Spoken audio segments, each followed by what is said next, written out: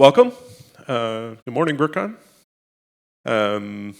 Yeah, the big announcement, I think that's maybe what you guys have questions about, and we're early in the process, so if you have questions on that, I might be able to answer them. We may not have an answer yet. Um, the Other than that, trying to think if there's anything else I should start off with. Just open it up, I guess, right off the bat. So who all has a question that they want to bring up? How are we doing on attendance? Right now I can say we're low. And we probably will remain that way throughout the day. Optimistic. Yes, it'd be great if the TV spots that ran last night, because we were supposedly on Como. We don't have proof yet, but we're supposedly on Como, Cairo, and Fox last night. They actually recorded me for the 8 o'clock session on Como, which to me says there must have been a football game or something on. Supposedly the 11 o'clock for Cairo. I don't know if it was the 10 p.m. Fox or this morning for Fox. We're still waiting to hear feedback on if they even aired. We did send out emailing, and that seemed to work quite well.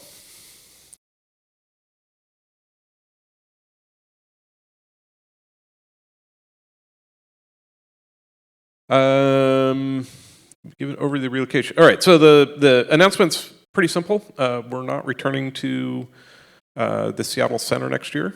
We're planning to be at the Bellevue Maidenbauer Center. It's right off 405.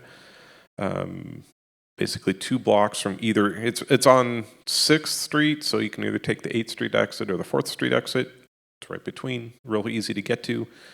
And we're moving dates. Instead of the first weekend in October, we will be the weekend after Labor Day. That will be our new date. That's the overview. Some of the basics. It's a little bit bigger. Instead of being, I think they rate the Expo Center or Expo Hall at 35,000 square feet, but it has pillars and stairs, makes it about 30,000 square feet usable. The new place is 36,000 square feet. It is a industrial carpeting instead of concrete. It's a 31-foot ceiling, sound deadening all over the place. We could probably hold quiet hours with 1,000 people in the room and still be quiet. Though I don't know if we'll quite test that. But, so that's kind of the basics. All right, I got 1 in the room, and then I got 2 on virtual. So go ahead, Kevin.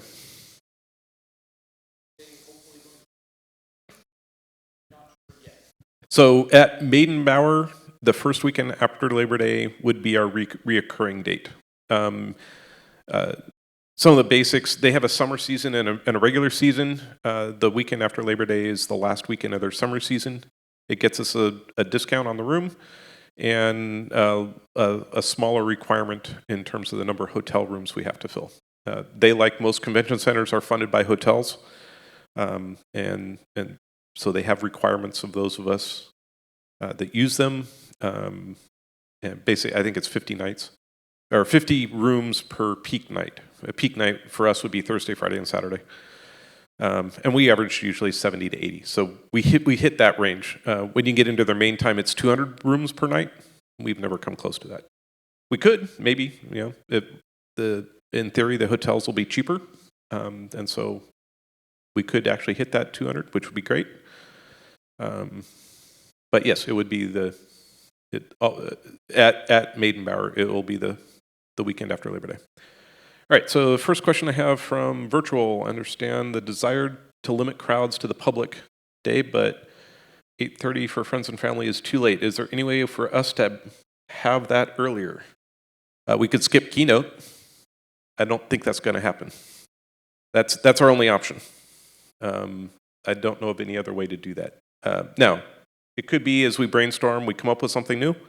So I won't say no, but at the moment, we don't know of a way to get earlier friends and family. We understand, that's late for kids. A lot of kids' bedtime is earlier. We did pick Friday night instead of Thursday night, 1, because not all the mocks are set up Thursday night, and 2, because at least it's Friday night, it's not a school night. But yes, we understand there are still some limitations for some families. And we're sorry about that, but that's that's the limitations that we have at the moment. Let's hear. I really enjoy yeah. Let me try this again. I really have been enjoying the virtual con. Are you going to continue it? The answer is yes.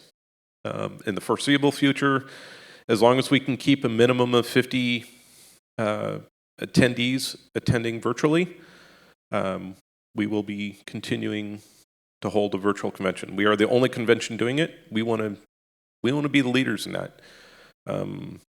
As I was telling some yesterday, I have a big vision. It's a long-term vision. It's not going to happen in the near term. I'd love to see our virtual convention start at 8 a.m. Thursday and not end until 5 p.m. Sunday, literally 24 hours a day.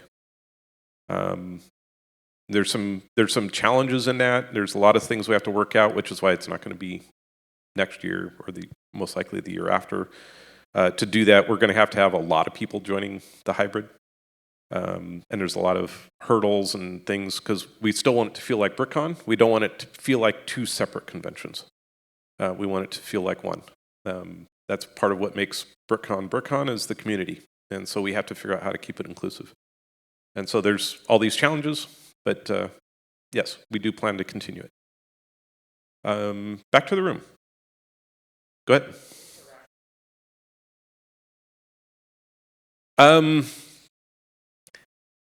The rationale for changing of 20-some themes to 7. Multiples. It was really hard to plan space because we couldn't know if Pirates was going to be 3 feet or 25 feet. And we had to balance that with Star Wars, pop culture, art that may be sharing the same table. And they could all be 3 feet, or they could all be, well, pop culture was never 3 feet. But pop culture could have been, 50 feet, or it could have been 150 feet. And that was the first one. It was just really difficult. If you were here with us in 2019 or even last year, which with our really small turnout, we had to move a lot of stuff around and literally splitting themes up. And that gets really hard on judging and people being cohesive within their theme. Again, it breaks up the community. Second, getting enough theme coordinators to support all those themes was actually really difficult.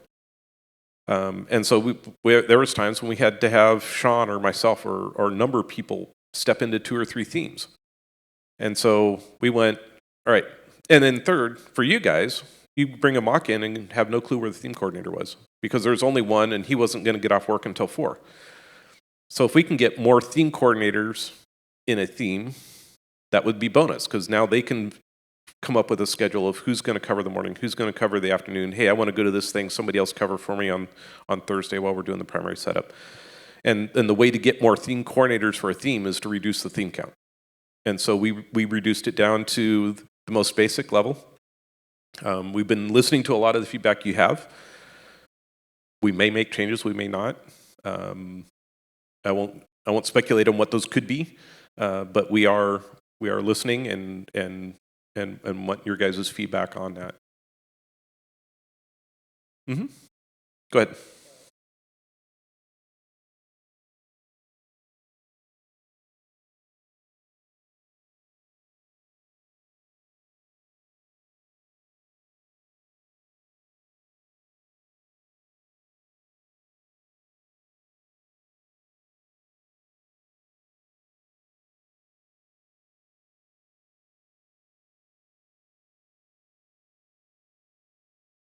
Right. So if we can summarize, past theme coiner, very happy to see the changes, but can I speculate on likely directions that we could go in? Did I get that kind of right?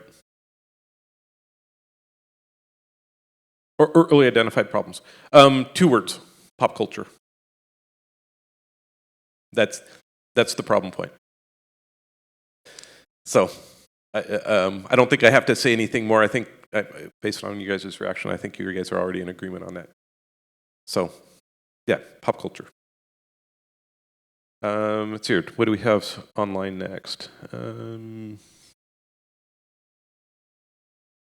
Here, I answered that one. Appropriate. No other direct questions. All right, back into the room then. What's next? Go ahead.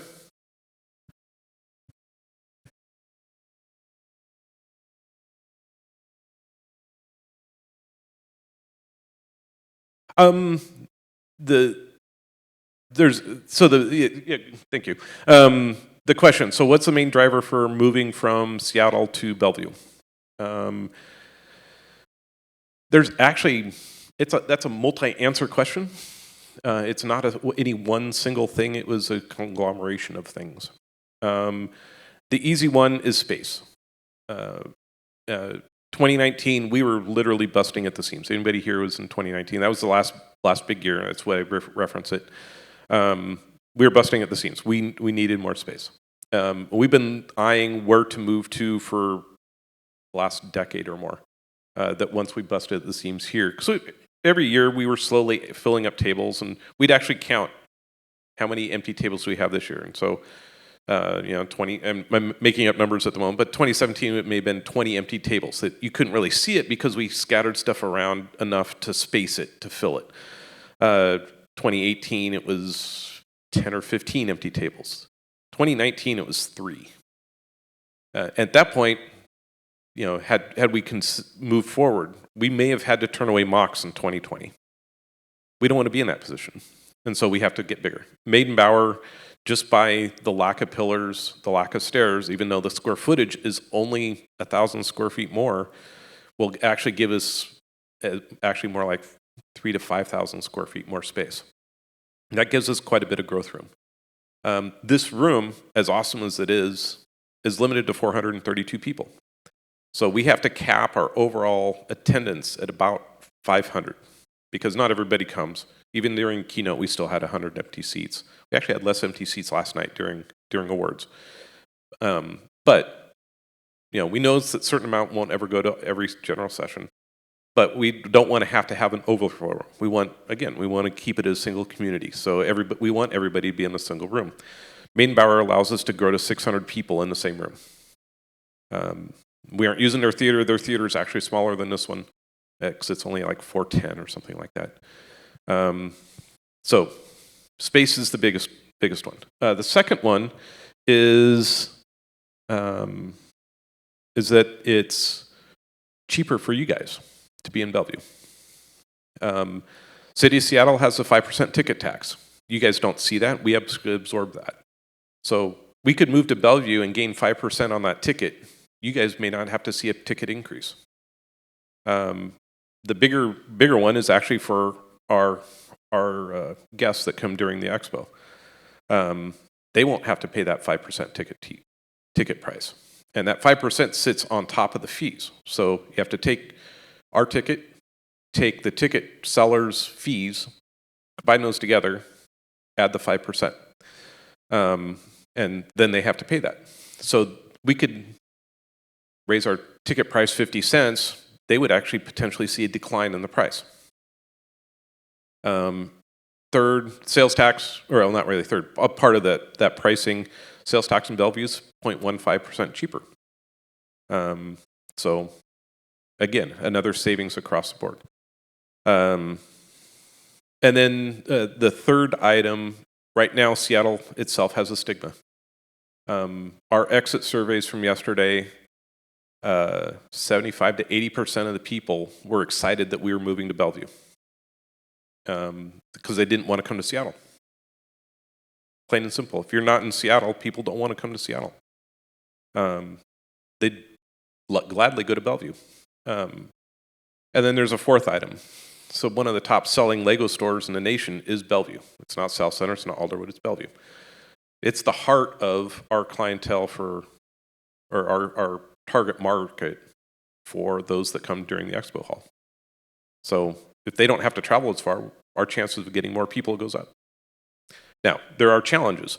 We've been on the first weekend in October for 17 years or 16 years, whatever it is. And people get used to it. We've been at the Seattle Center for 20 of the last 21 years. People are used to that. So we have challenges in marketing to get the word out. Go ahead, Dan.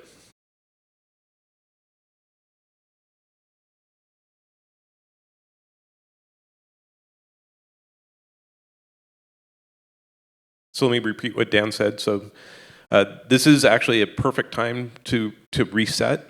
Because of the 2-year COVID break, we're seeing a lot of people have just broken the habit of coming to BrickCon. And so if we can reset that habit at a new location, it's a perfect time to do that. So I got one online, and then I'll come back to you, Kevin. That answer your question? Cool. All right, so question from virtual. Is there a way for the virtual attendees to see the Hell's Angel Theater mock in operation? It was turned off during the virtual walkthrough tour last night, and I would love to see it. For those online, you're going to have to work with Lauren and with Doug to schedule that. And you're probably going to have a very tiny window at about 4 o'clock to do it. But I can't necessarily help with that, but if Lauren, if you're online, it sounds like you have a challenge to work out to get that one last play, and hopefully it doesn't fall apart in between now and then. I actually have yet to see it, but it looks pretty awesome. All right, Kevin.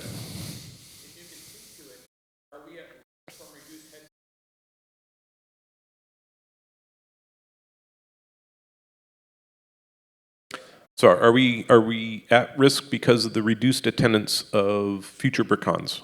Any company that can't pull in customers is at risk. It's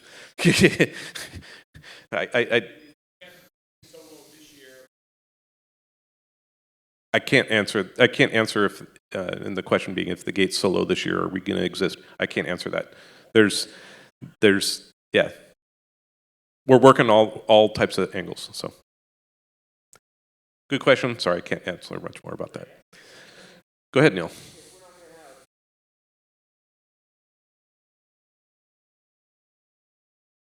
If we're not going to have a theater. So we're in many ways going back to Maidenbauer is going to be a regression in time for BrickCon. If you remember the Northwest rooms or the pavilion where it was, 300 seats in a flat space and a riser of which the stage was, welcome to Maidenbauer.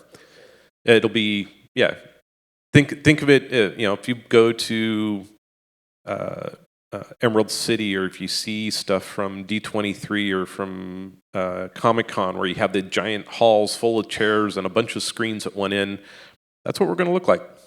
I don't know how close to any of those we're going to look like, but that's what we're going to look like. Big room, lots of chairs, flat, and risers for the stage. Next, go ahead.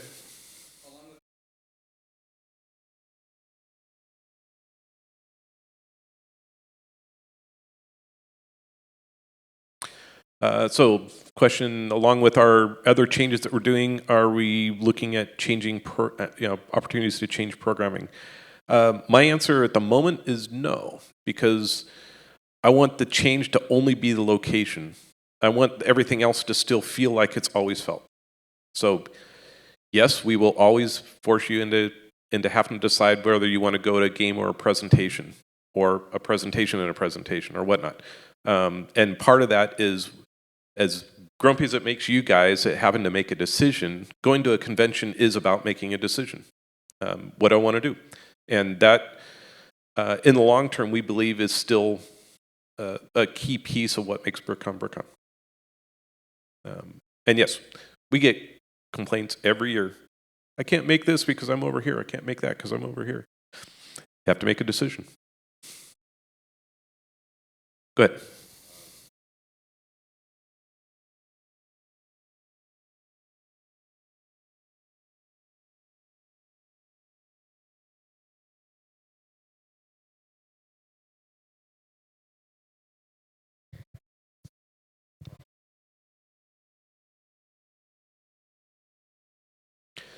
So the question was, we had a set cap and then we were letting people in over that. And actually, on a game, sorry, yes, this is all about games. Actually, we didn't do quite what you think. The way games goes, people sign up for them on Sched.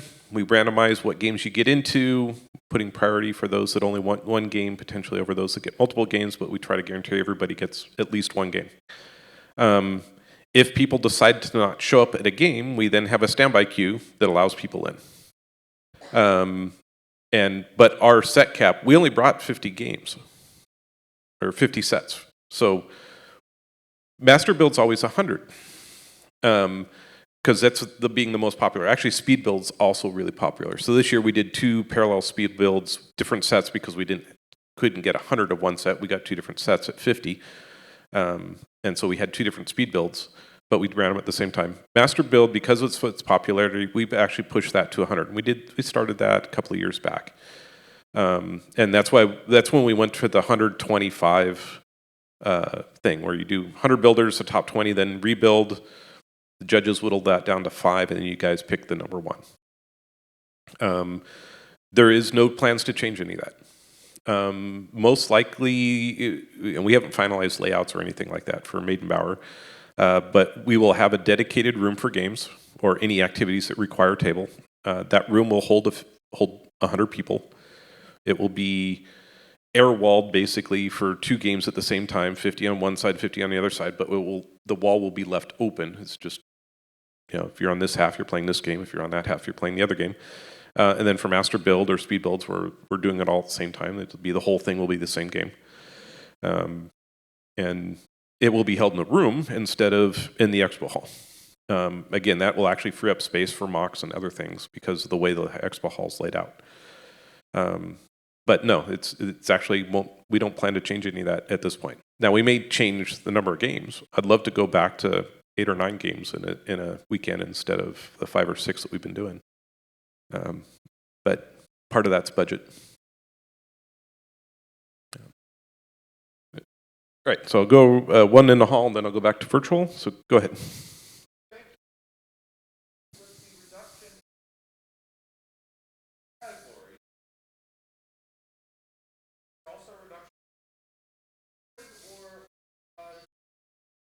So the question was, based on the reduction down to the 7/8 themes, if you include Brothers Brick, was there a reduction in awards? And the answer is nope, there was no reduction in trophies. It did exactly what we expected, which was they just moved trophies from different categories into the same category. So sci-fi, all the space trophies moved over, but a bunch of dystopian trophies moved over. And that's how I'd expect it. We average somewhere between 70 and 75 trophies. We've done that going back probably 6-8 years. And this year was no different. It was somewhere right in the middle, 72, 75. I didn't count exactly, but yeah, no change. All right. Let's see here. I missed the email to contact if we wanted to volunteer for future BrickCons. Can we repeat that here? I actually don't know what it is. Stay tuned. We will send out an overall survey. Okay. We will send out a survey that will have it in there. But if you do want to help out for future BrickCons, the email is help@brickcon.org.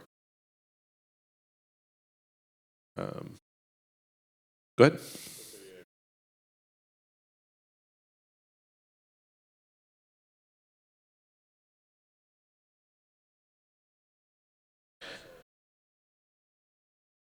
Let's go one question at a time. That way I don't forget the first one. So with the expansion of space, are we going to expand tables and retailers and such? So the answer is yes. The goal at the moment is to provide individual islands for each theme, i.e. for those that want corners, more corners. But not by much. I mean, we only have 16 corners now. So we're doubling that to 32, which will help. But it still won't please everybody. And the idea being that if we can get more smaller islands, we can actually create more frontage space for our guests during the public hours and actually potentially reduce some of the crowding. So that is a goal of ours, is to figure out how to maximize frontage space to help reduce the feel of crowding, of instead of being 3 deep trying to look at a mop, get it down to 1 or 2 deep. So on the vendor side, we still have to do the math, but yes, our goal is to either increase the number of vendors. Actually, yes, the goal is from RJ. We were talking this morning. His goal is to increase the diversity of our vendors. And yes, we believe we can actually add more vendor space. It's a much more convention-friendly design building, and each vendor will get more space. Right now, they're 8 foot by 7 foot with one table. Our goal is to allow them to have a true convention space of 10 by 10 with a single table and options to add more tables. So they, even our existing vendors can now bring more stuff into their space. And then, well, we have what we call the super vendors at the back, those 4 big ones. We're working out how that will work. But the plan is yes. Okay.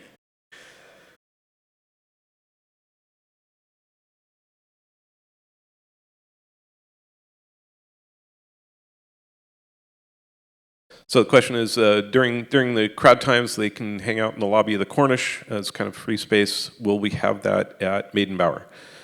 Kind of. At least the first year. We going into Maidenbower, we really don't know how it's going to work out. So we are planning a very minimalistic use of Maidenbower space to keep our costs down. But Maidenbower has huge amounts of lobby area. We are I can't say what we'll actually do, but based on what we've talked about, what's been talked about so far, the public will only stay on the main floor. So now we will not rent all of Maidenbower. There's possible that they could rent out some of the other rooms to somebody else. And so we won't be able to use anything that's not rented by us. But there's actually a lot of nooks, crannies, couches, and stuff in the upper lobbies that people can hang out in. We do plan to use the side that has their balcony. And so we will be able to hang out on the balcony. Assuming, if people remember back at least for the last 3 years, the one downside of that weekend in September is there's always smoke in the air. So we may not want to hang out on a balcony, but we'll have the balcony available to us. So make sure I got it. Yeah, go ahead.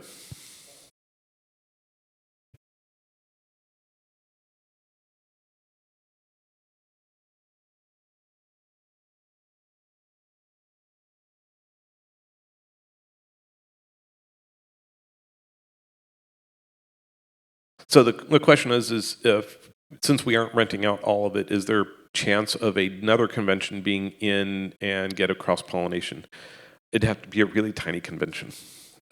What we are not renting is 3,000 square feet of meeting rooms, which can be one, or which can either be 2 or 3, and the theater. That's it. We actually have all the big space. So, yeah, chances of like Pinball Expo or something being there, no, it's going to be way too small for them. So if we were cross-renting, most likely it'll be either Thursday or Friday, and it'll be some corporate event. That's my guess. We have asked to have no competing Lego events or Lego type events. Not that any of them would want to be in 3,000 square feet, but that's the only thing that we've asked, is that we don't compete with another us. So, what else? You have anything up there? Okay, I'll give you a chance because I can't always see your hand up there if you were to raise it. How about the back side on the other side, upper level of the other side? Right? We'll come back down front. I saw Kevin's first, so I'll go Kevin.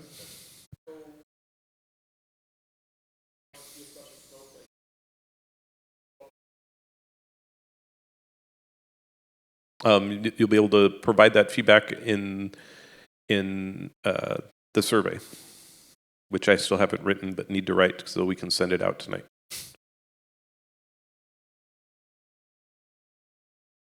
Oh, sorry. Yeah, the question was, how do they provide feedback into the theme stuff? And yeah, you can do that through the survey. I have a feeling I know what you're going to say, and you may or may not like our answer, but I'll wait until you actually ask the question before I respond. Go ahead.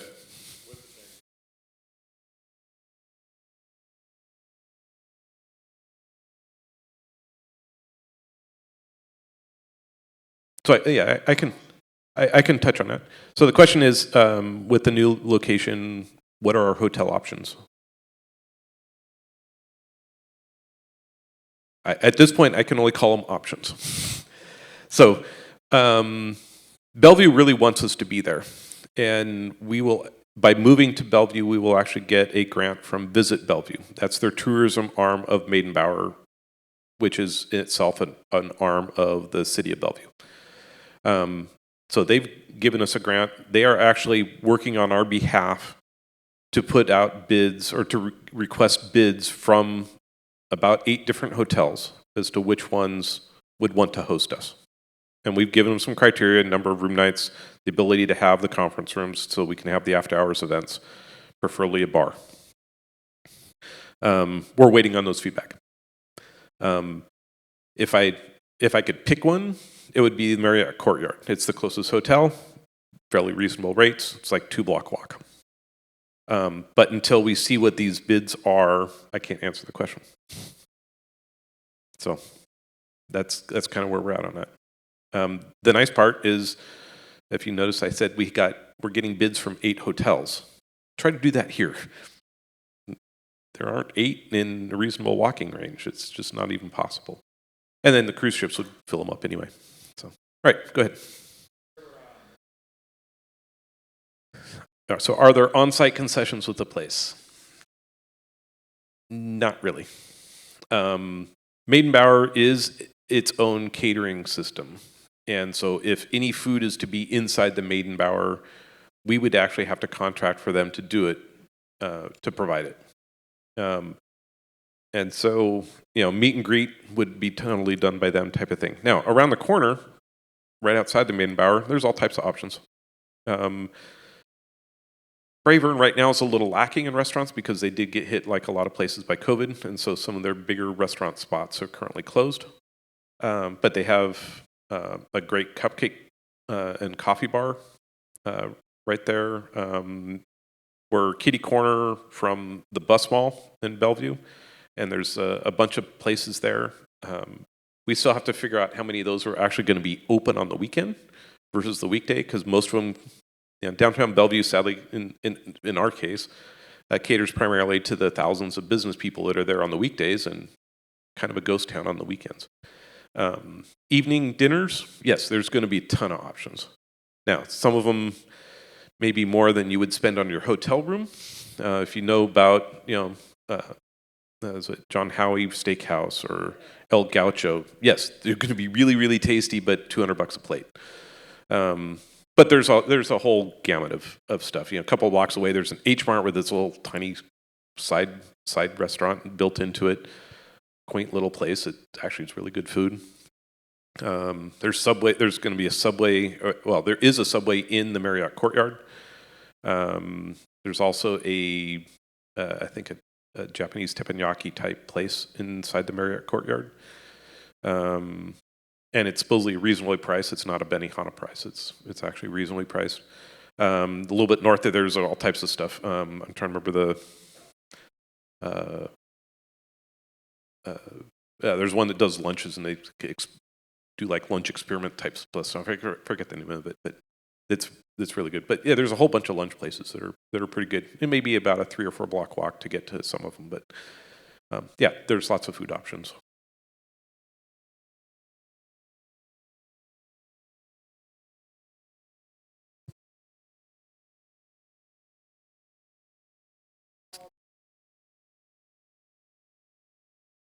Yeah, so basically, just commenting that yes, there's lots of places, inexpensive places all over the place to eat. And it's 4 blocks and you're Chipotle, and so yeah, there's all types of stuff.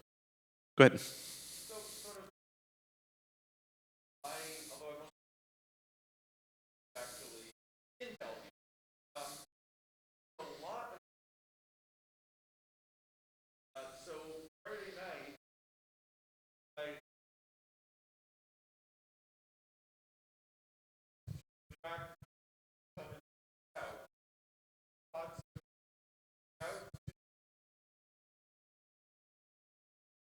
So the question is there ways to reach out to those nerdy engineers that happen to work in in downtown Bellevue.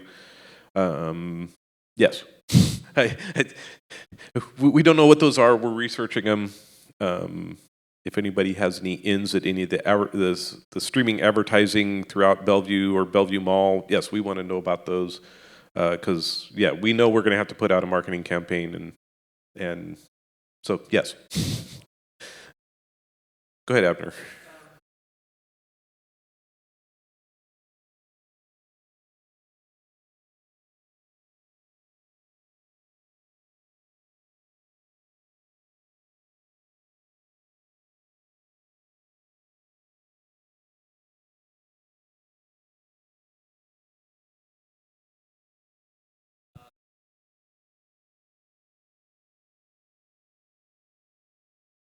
Right. So the question is for those that are traveling from via air and coming in from the airport, what are the options and how are we going to let you guys know what those options are to get from the airport to Bellevue? This will be a whole lot easier as soon as light rail's open. It was supposed to open in 2023. That got slipped due to issues they found on the I-90 bridge. At the moment, they're currently slated to slip till early 2024. So 2023 will be a challenge. And to answer what options are we going to be able to list on the website and how to do it, we're working that. We actually have some ideas. Do you want me to talk about the bus? Okay.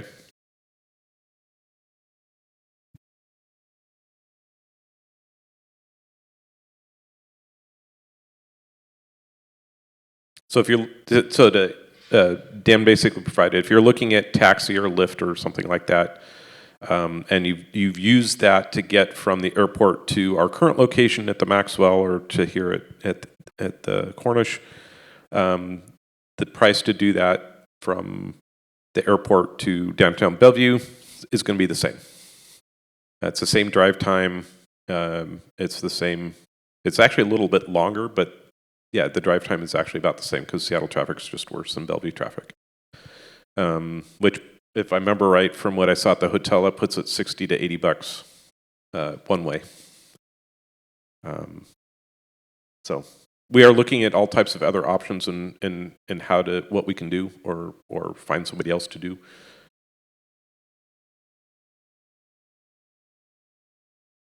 Yeah, there actually may be shuttle services from Bellevue to SeaTac or vice versa. Again, as we find those, and I'll be working with Visit Bellevue to try to help them find those for us. We'll get those out. In fact, kind of along those lines, we're actually hoping because we have to sign the contract with the hotel by the middle of this month, that in November we will actually be publishing the hotel, and so we can actually start reservations early and give people time to plan around that. All right, so I need to go back to the virtual house parking in Bellevue because I will not miss Seattle Center parking, and of course I'll probably do light rail once that's an option. Bellevue parking is wonderful. The main Bower itself has 342 slots in its basement. Right next door is the Bravern. I don't know how many slots it has, but I believe it's way more than what's it? The Maiden Bower. And then you go, so you're diagonally across the street. There's another business complex with underground parking. So within just a couple of blocks, there's all types of parking.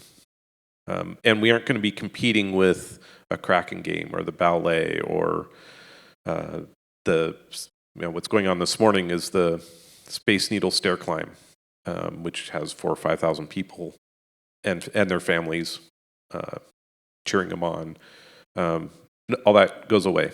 Now, Thursday, Friday, yeah, we will be competing with the business clients, which are all working from home. All right, so maybe we're not competing with anybody. Saturday, Sunday, that area is kind of a ghost town. You get closer to the Bellevue Square, it changes, but where we will be Yeah, parking won't be a problem. And we'll be working with Visit Bellevue to make sure that on Saturday and Sunday when the public comes in that there's enough parking. For those that don't mind riding the bus, the Bellevue Bus Transit Center is right across the street.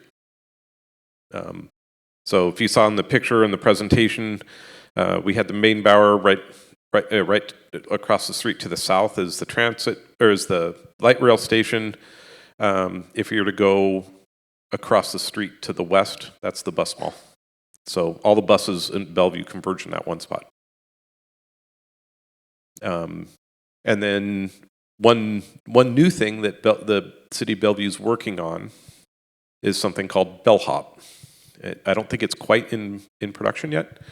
Bellhop is designed for tourists to take them from one place in Bellevue to another, just like Lyft, only for free.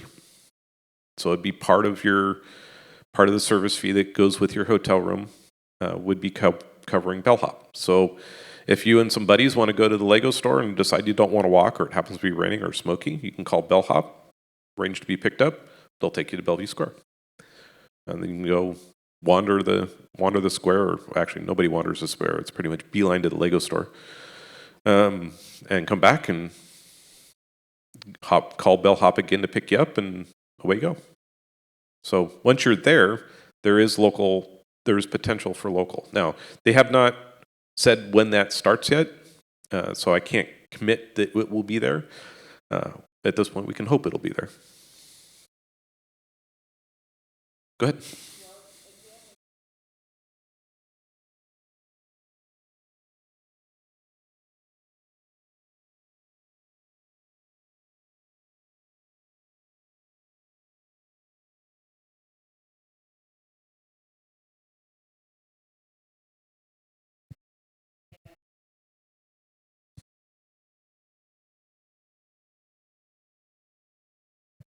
Yeah, so the statement wasn't necessarily a question, but the main Bower sits between, so downtown Bellevue, for those who don't know, is a little bit odd. They don't have odd number streets in their downtown. It's just even number streets, and it's a long block. It's a 2-block block. Main Bower sits between 6th Street and 8th Street. 8th Street's one of the major on-off ramps to 405. It happens to be one of the major bus lines. So if you get on a bus at the bus mall, you can actually ride it down to the Bellevue Square as well. The other part of it is 6th Street is itself not a street all the way through, but it is a pedestrian mall all the way from Maiden Bower all the way to Bellevue Square. And it dumps you literally right at the Macy's entrance. And yes, you have to kind of walk through Macy's, take the escalator up, exit Macy's, go down to the major intersection, hang a right, and then hang a left near the Lego store. I haven't done that too many times, have I? There's a map. Oh yeah, there's the map. I can't see that here, so. Anything else on there that should say? Lots of hotels, lots of various businesses. You can see where Bellevue Arts Museum is. Right across the street from that is the Macy's. The Macy's is the pedestrian mall entrance into Bellevue Square. What else? Oh yeah, for those from the East Coast, if you want your Chick-fil-A, it's just across the freeway. And if you walk, you probably get faster service than you sitting in the 1.5 mile long drive lane.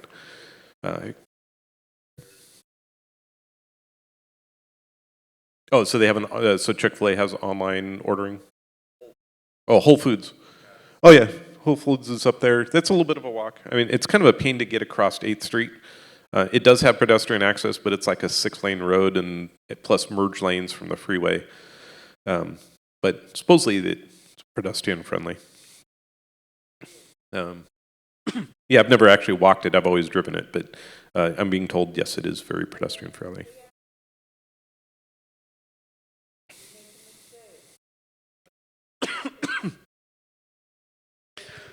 So I guess if you're a pedestrian and the cars are in the wrong, they get photobombed. All right, let's see what time is it. So I still got about 13 minutes. Any other? What's next on questions? Any other topics? Go ahead, Kevin.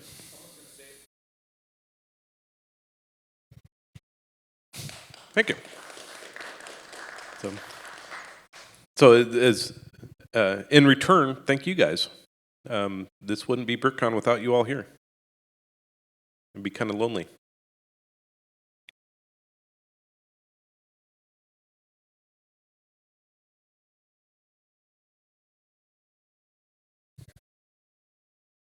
So Payne Field at the moment, so the question is about expansions from Payne Field for airports. As of today, because I just flew out of there not too long ago, it only touches 6 cities. Well, hopefully, yes. Yeah, Alaska, I know, is adding one more city to their repertoire, but it's at the moment I haven't seen anything that's getting it back to pre-COVID. So pre-COVID, both of United had 6 or 8 flights a day, and Alaska had like 20 flights a day into Payne Field. Right now, I think it's 10 flights. They're all Alaska, covering 6 cities. They're adding the 7th city at the end of this month. It'd be nice to see United come back into Payne Field, because then you can get a Denver hub and fly in through Denver and direct. Frontier was actually supposed to be there. They were actually one of the 3 airplanes that requested when they first opened up Payne Field to commercial traffic, but Frontier never committed. Abner, I know you follow the airlines. Have you heard anything else about Payne Field?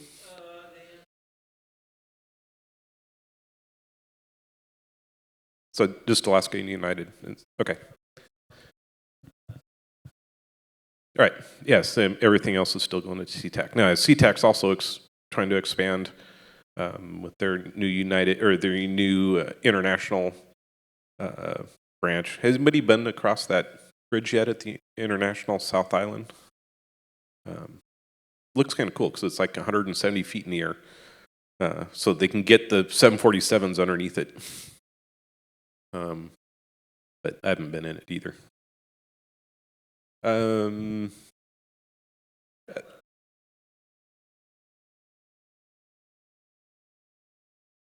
So the question from Abner is, did Lego sponsor part of BrickCon?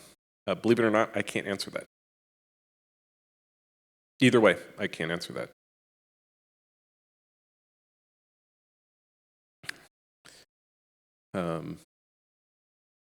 Other questions?